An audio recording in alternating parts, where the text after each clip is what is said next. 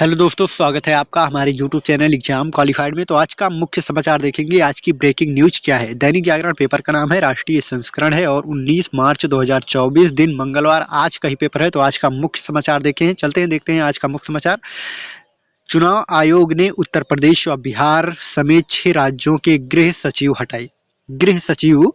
अगला है, रजक ने बिहार में बांटी सीटें, भाजपा को 17, जदयू को 16। तो इसे देखते हैं क्या है। मुख्यमंत्री सचिवालय में भी थी इनकी तैनाती। बंगाल के डीजीपी तीसरी बार किए गए पदमुक्त। क्या पदमुक्त।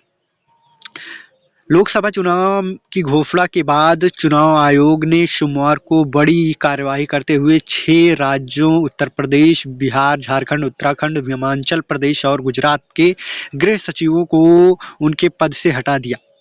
इनके खिलाफ यह कार्यवाही गृह सचिव के साथ उनकी मुख्यमंत्री सचिवालय में भी तैनाती होने के चलते की गई है। आयोग ने इसके साथ ही मुख्यमंत्री सचिवालय से जुड़े हिमाचल प्रदेश और मिजोरम के सामान्य प्रशासन विभाग GAD के सचिव को भी उनके पद से हटा दिया गया है। चुनाव आयोग के इस कदम को चुनाव में सभी के लिए समान अवसर सुनिश्चित करने के तौर पर देखा जा रहा है। वैसे आयोग की ओर से की गई इस कार्यवाही ने राज्य के प्रशासनिक हलकों में खलबली मच गई है। क्या खलबली मच गई है। अगला देखते हैं क्या है। और इसमें लोकसभा चुनाव कहाँ पे है, ये है। लोकसभा चुनाव से पहले भी उन्हें पद से हटा दिया गया था। आयोग ने इसके साथ ही बंगाल के मुख्य सचिव को डीजीपी पद के लिए 3 वरिष्ठ IPS अधिकारियों का एक पैनल मुहैया कराने के निर्देश दिए हैं। आयोग ने इस दौरान 3 साल से अधिक समय से एक जगह पर जमे महानगर पालिका निगम VSC के कमिश्नर, एडिशनल कमिश्नर व डिप्टी कमिश्नर को भी हटाने का निर्देश दिए हैं। आयोग ने इस दौरान साफ किया है कि चुनाव में वह सभी राजनीतिक दलों और प्रत्याशियों को एक लेवल फील्ड मुहैया कराने के अपने लक्ष्य को लेकर प्रतिबद्ध है। आयोग ने यह कार्यवाही सोमवार को मुख्य निर्वाचन आयुक्त राजीव कुमार, चुनाव आयुक्त गणेश कुमार व सुखविंदर सिंह संधू के साथ चुनावी तैयारी की समीक्षा करने के बाद की। इसमें पाया गया कि कई राज्यों में गृह सचिव और सामान्य प्रशासन विभाग के सचिव मुख्य मंत्री सचिवालय के साथ भी जुड़े हुए हैं। ऐसे में यह चुनाव में पार्टी विशेष को फायदा पहुंचा सकते हैं। गृह सचिव और सामान्य प्रशासन विभाग के सचिव का पद राज्य में काफ़ी अहम माना जाता है। चुनाव के दौरान अधिकारियों और सुरक्षा बलों की तैनाती का जिम्मा इन्हीं के कंधों पर रहता है। अगला देखते हैं क्या है। इनके कंधों पर रहता है। CM सचिवालय से जुड़े होने की वजह से आम चुनाव में पार्टी विशेष को ये अधिकारी पहुंचा सकते थे फायदा। सभी के लिए समान अवसर सुनिश्चित कराने को उठाया गया यह कदम।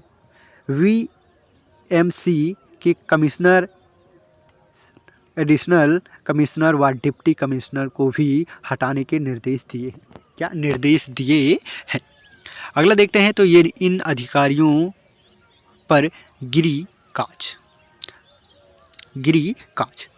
तो अगला देखते हैं क्या है। तो आज का अगला मुख्य समाचार आपके सामने है। तो अगला मुख्य समाचार आपके सामने, घटक दलों से लंबे बेशर्म और एक सीट का हिसाब लगाने के बाद रजक ने बिहार में सीटों का बंटवारा कर लिया। लोकसभा की 40 सीटों वाले बिहार में भाजपा सबसे ज़्यादा 17 सीटों पर लड़ेगी। जदयू को 16 और लोजपा राम विलास को 5 सीटें मिली है। हिंदुस्तानी आवाम मोर्चा हम एक राष्ट्र लोक मोर्चा को एक सीट मिली है। बिहार भाजपा प्रभारी विनोद तावड़े ने दावा किया कि रजक ने सभी घटक दल पूरी तरह से लड़ेंगे और बिहार की सभी 40 सीटें जीतेंगे। सभी 40 सीटें जीतेंगे। अगला देखते हैं क्या है। तो आज का अगला मुख्य समाचार। तो वीडियो पसंद आ रही हो तो प्लीज़ वीडियो को लाइक कर दें और चैनल पर पहली बार आए हैं तो चैनल को सब्सक्राइब करके बेल आइकन को प्रेस जरूर कर लीजिएगा। अगला मुख्य समाचार आपके सामने है। 21 तक चुनावी बांड की पूरी जानकारी दे एसबीआई कोर्ट। तो इसे देखते हैं विस्तार से। चुनावी बांड से जुड़ी जानकारी देने में आनाकानी कर रहे देश के सबसे बड़े वाणिज्यिक बैंक एसबीआई को फिर सुप्रीम कोर्ट से फटकार सुनानी पड़ी। सुप्रीम कोर्ट ने सोमवार को एसबीआई को की तरफ से किन कंपनियों ने किन राजनीतिक दलों की चुनावी बांड के जरिए चंदा दिया है, इसकी पूरी जानकारी अभी तक नहीं देने पर नाराजगी जताई। एसबीआई ने रवैया को मनमाना करार देते हुए 21 मार्च तक चुनावी बांड को लेकर पूरी जानकारी देने को कहा है। यह भी कहा कि एसबीआई को चुनावी बांड से जुड़ा विशेष नंबर यूनिक अल्फा नंबर बताना होगा ताकि इसके खरीदार और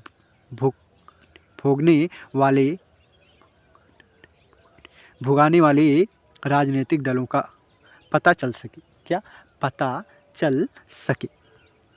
प्रधान न्यायाधीश डीवाई चंद्रचूड़ ने सुनवाई के दौरान कहा, इसमें कोई शंका नहीं होनी चाहिए कि हमने एसबीआई को सारी जानकारी सार्वजनिक करने को कहा है। इसमें बांड के नंबर भी शामिल हैं। एसबीआई सूचनाएं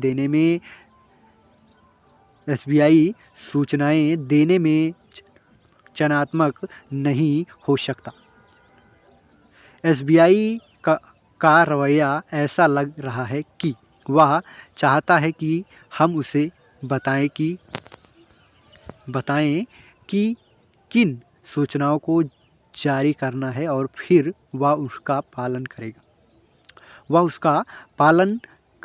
यह सही नहीं है। न्यायमूर्ति संजीव खन्ना, वी.आर. जेवी और मनोज मिश्रा की सदस्य वाली खंडपीठ ने कहा कि एसबीआई 21 मार्च शाम 5 बजे तक हल्फनामा दायर कर बताएगी कि उसमें चुनावी बांड से जुड़ा सारा ब्यौरा उपलब्ध करा दिया है और कोई भी जानकारी अपने पास नहीं रखी है। अगला देखते हैं। तो अगला मुख्य समाचार आपके सामने है। 4 जून को होगा स्पष्ट कौन शक्ति का विनाश करने वाला और किसे प्राप्त है आशीर्वाद मोदी। अगला देखते हैं क्या है। तो आज का अगला मुख्य समाचार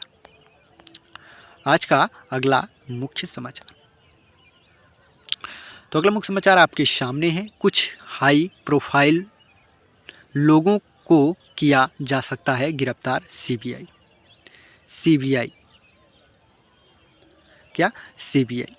वीआरएस नेता कविता गिरफ्तारी के खिलाफ पहुंची सुप्रीम कोर्ट। कहां पहुंची? Supreme court.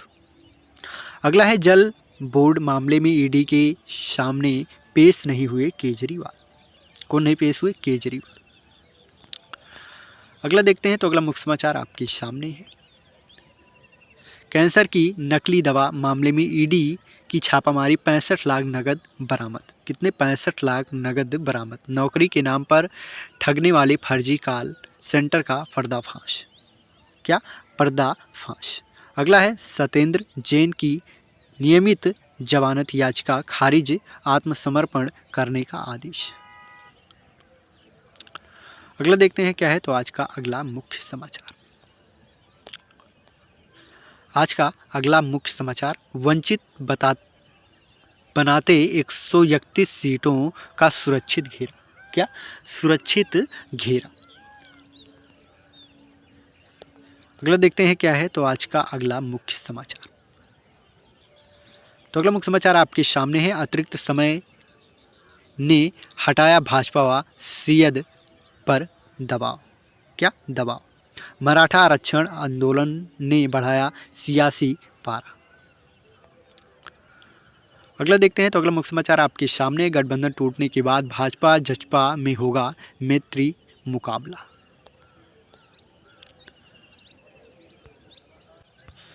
अगला मुख्य समाचार आपके सामने। झूठ भ्रष्टाचार की जिस शक्ति के विरुद्ध लड़ रहे पीएम मोदी उनके मुखौटा राहुल।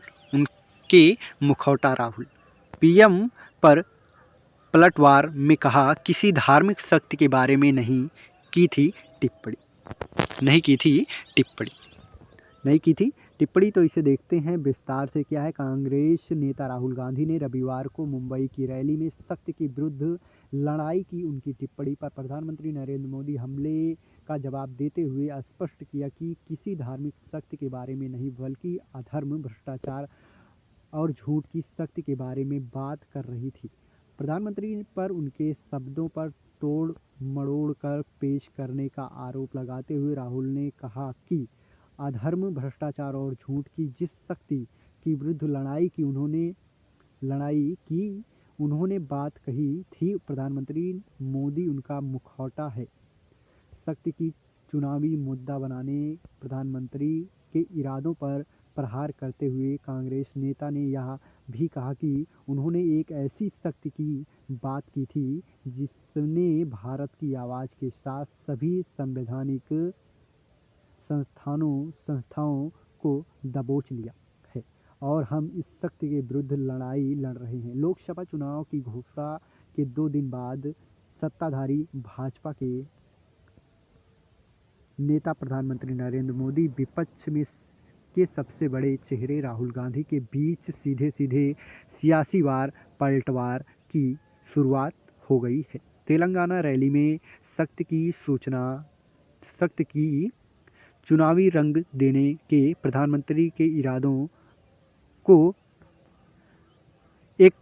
एक्स पोर्ट पर राहुल गांधी ने कहा, मोदी जी को मेरी बातें अच्छी नहीं लगती।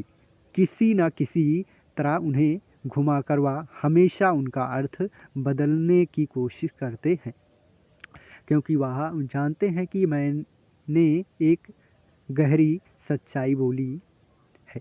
जिस शक्ति का मैंने उल्लेख किया, जिस शक्ति से हम लड़ रहे हैं, उस शक्ति का मुखौटा मोदी जी हैं। वह एक ऐसी शक्ति है जिसने आज भारत की आवाज़, भारत की संस्थाओं, सीबीआई, आईटी, ईडी, चुनाव आयोग, मीडिया, भारत के उद्योग जगत और भारत के समूचे संवैधानिक ढांचे को अपने चंगुल में दबोच लिया है। क्या? अपने चंगुल में दबोच लिया है। अगला देखते हैं क्या है तो आज का अगला मुख्य समाचार। तो अगला मुख्य समाचार आपके सामने है। INDIA के मंच से अपने संबोधन को लेकर सिंधे के निशाने पर आए उद्धव। अगला देखते हैं क्या है तो आज का अगला मुख्य समाचार।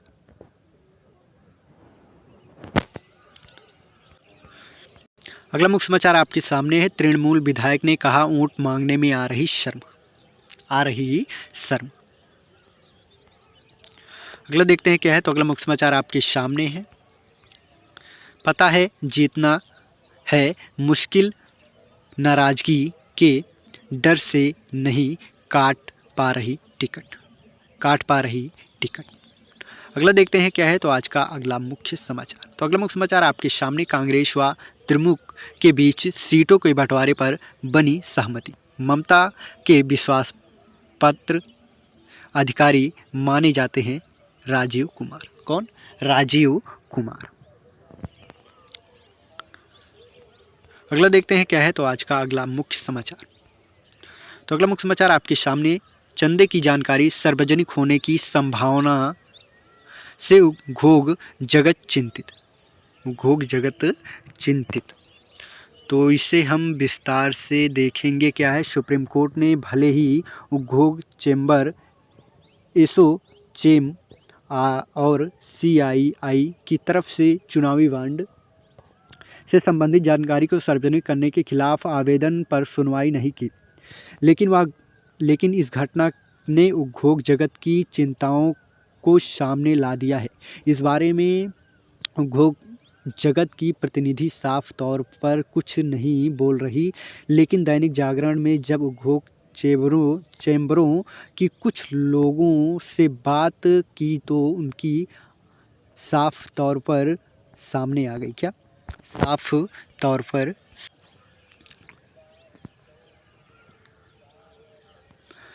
तौर पर सामने आ गई। उद्योग जगत के लोग इस बात से चिंतित हैं कि चुनावी बॉन्ड में हर एक कंपनी ने किस किस राजनीतिक पार्टी को धन प्रदान किया है। यह बात सामने आ जाएगी। ऐसे में डर है कि उन्हें बाद में राजनीतिक तौर पर निशाना बनाया जा सकता है। उद्योग जगत के लोग यह भी मान रहे हैं कि सुप्रीम कोर्ट के फैसले के बाद उनके लिए राजनीतिक दलों में चंदा देने के मौजूदा रास्ता बंद हो गया है। अब उन्हें एक बार फिर से राजनीतिक दलों के तरीके से चंदा देना होगा। यह भी पता चल गया है कि सुप्रीम कोर्ट की तरफ से फरवरी 2024 में चुनावी बॉन्ड स्कीम को लेकर फैसला आने के बाद से ही उद्योग चैम्बरों के बीच विमर्श का दौर चल रहा है। इस विमर्श के बाद 18 मार्च 2024 को एसोचेम और सीआईआई की तरफ से सुप्रीम कोर्ट ने अंतरिम आवेदन देने की कोशिश की गई है। आवेदन चुनावी बॉन्ड से जुड़ी सारी जानकारी सार्वजनिक करने पर रोक लगाने को लेकर था। सुप्रीम कोर्ट ने उनके आवेदन को खारिज कर दिया है। कहा कि अंतरिम आवेदन करने की प्रक्रिया का पालन नहीं किया गया है। संभव उद्योग चैम्बरों की तरफ से फिर से कोशिश की जाएगी। बायोकॉन संस्थापक किरण ने भी कहा कि चुनाव आयोग की सुनिश्चित करना चाहिए कि अगर किसी ने व्यक्तिगत तौर पर चंदा दिया है तो नाम सार्वजनिक न हो। क्या नाम सार्वजनिक न हो। अगला क्या है, तो अगला मुख्य समाचार आपके सामने है। टिप्पणियों को लेकर सीजीआई ने कहा हमारे कंधे मजबूत हैं। क्या हमारे कंधे मजबूत हैं। चुनावी बॉन्ड को लेकर सुप्रीम कोर्ट ने आदेशों के बाद उसे शर्मिंदा करने के इरादे से इंटरनेट मीडिया पर झांसा किए गए पोस्ट का मामला उठाए जाने पर शीर्ष अदालत ने कहा कि एक संस्था के रूप में हमारे कंधे काफ़ी मजबूत हैं। प्रधान न्यायाधीश डीवाई चंद्रचूड़ ने कहा कि जब कोई अदालत फैसला सुनाती है तो वह निर्णय चर्चा के लिए राष्ट्र की संपत्ति बन जाता है। पीठ ने कहा कि शीर्ष अदालत की चिंता केवल अपने 15 फरवरी के फैसले में दिए गए निर्देशों को लागू करने को लेकर। जनरल तुषार मेहता ने कहा तथ्यों को तोड़ मरोड़ कर और अन्य आंकड़ों के आधार पर किसी भी तरह का पोस्ट साझा किया जा रहा है। जानता हूँ कि माननीय न्यायाधीश इन पर नियंत्रण नहीं कर सकते, पर सीजीआई ने कहा कि अदालत को लेकर फैसले में जारी निर्देशों को लागू कराने की चिंता होती है। क्या चिंता होती है। हम कानून के शासन के अनुसार काम करते हैं। हम इंटरनेट मीडिया और प्रेस में टिप्पणियों का विषय भी मानते हैं, लेकिन निश्चित रूप से एक संस्था के रूप में हमारे कंधे काफ़ी मजबूत हैं। अदालत को ऐसी राजनीति में एक संस्थागत भूमि निभानी है जो संविधान और कानून के शासन द्वारा शासित होती है। एकमात्र काम है। क्या एकमात्र काम है। अगला है सबसे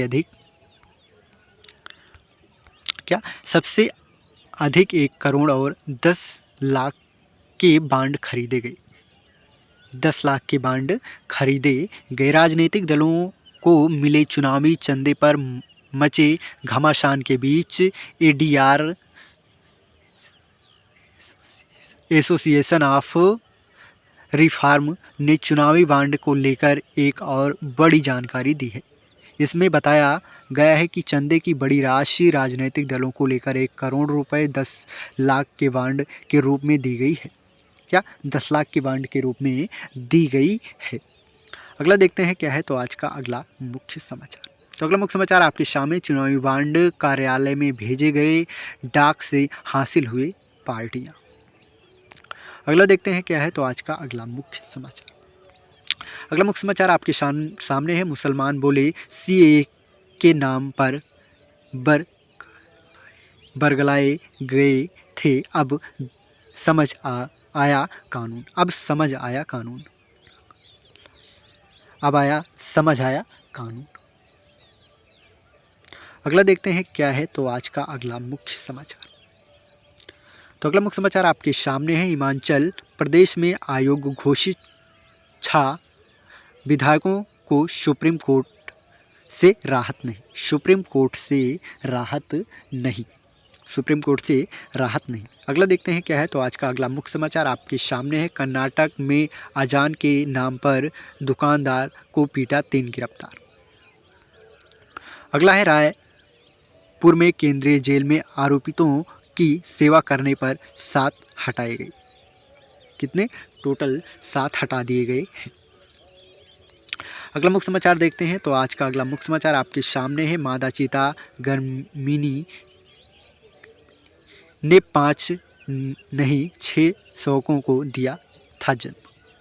अगला देखते हैं तो आज का अगला मुख्य समाचार। तो अगला मुख्य समाचार आपके सामने। रायपुर तिराहा कांड में सामूहिक दुष्कर्म के दोनों दोषियों को आजीवन कारावास। क्या? आजीवन कारावास। अगला है संचार तकनीकों के विकास के लिए सेना ने बनाई नई यूनिट।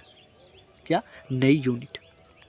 अगला देखते हैं तो अगला मुख्य समाचार आपके सामने है। तो वीडियो अभी तक लाइक नहीं किया तो प्लीज़ वीडियो को लाइक कर दें और चैनल पर पहली बार आए हैं तो चैनल को सब्सक्राइब करके बेल आइकन को प्रेस जरूर कर लीजिए। अगला मुख्य समाचार आपके सामने। अमेरिकी रक्षा मंत्री ने भारतीय नौसेना के साहस को सराहा। क्या? सराहा। अगला क्या है? रामपुर में असरा आवास ध्वस्त कराने के मामले में आजम को 7 साल की सजा। 7 साल की सजा। अगला है सैनी को हरियाणा का सीएम बनाने के समर्थन में देवे गौड़ा का उदाहरण। अगला देखते हैं तो अगला आज का मुख्य समाचार। तो अगला मुख्य समाचार आपके सामने। उत्तर प्रदेश में नशे में हेड कांस्टेबल ने की शिक्षक की हत्या। हेड कांस्टेबल ने शिक्षक की हत्या। अगला क्या है? बिहार में सड़क दुर्घटना में 8 की मौत। कोलकाता में निर्माणाधीन इमारत 9 की मौत। 9 की मौत। अगला क्या है? तो अगला मुख्य समाचार आपके सामने। दूध या पानी में कितना जहर बताएगी 10 रुपए की चिप। क्या? 10 रुपए की चिप। अगला क्या है? तो अगला मुख्य समाचार देखते हैं। आज का अगला मुख्य समाचार।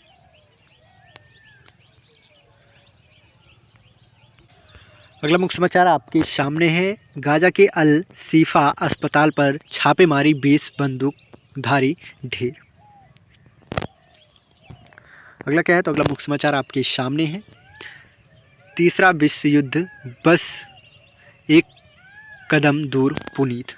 एक कदम दूर पुनीत। पाकिस्तान ने अफगानिस्तान में घुसकर की एयर स्ट्राइक, 8 लोगों की मौत। अगला देखते हैं तो आज का अगला मुख्य समाचार। तो अगला मुख्य समाचार आपके सामने। रूस ने यूक्रेन पर 22 ड्रोन और 7 मिसाइलों से किया हमला। क्या किया? हमला। अगला है नेपाली संसद के पूर्व स्पीकर सोना तस्करी में गिरफ्तार। अगला है भारत की यात्रा पर आ सकते हैं यूक्रेनी विदेश मंत्री कुलेबा। अगला क्या है? तो अगला मुख्य समाचार आपके सामने है। अमेरिका कर्मियों ने हवाना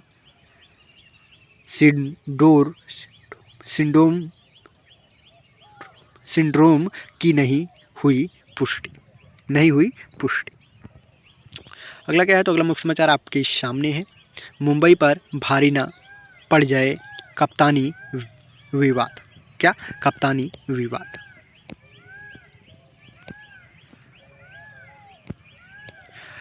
बस आज के लिए इतना ही। वीडियो सभी लोग को पसंद आया हो तो वीडियो को लाइक कर दें और चैनल पर पहली बार आए हैं तो चैनल को सब्सक्राइब करके बेल आइकन को प्रेस कर लीजिए, जिससे आने वाली हर एक वीडियो आप तक सबसे पहले पहुंचे। बस अगले वीडियो के साथ फिर मिलते हैं शाम को 7 बजे अमर उजाला लेकर। जय हिंद, जय भारत, वंदे मातरम।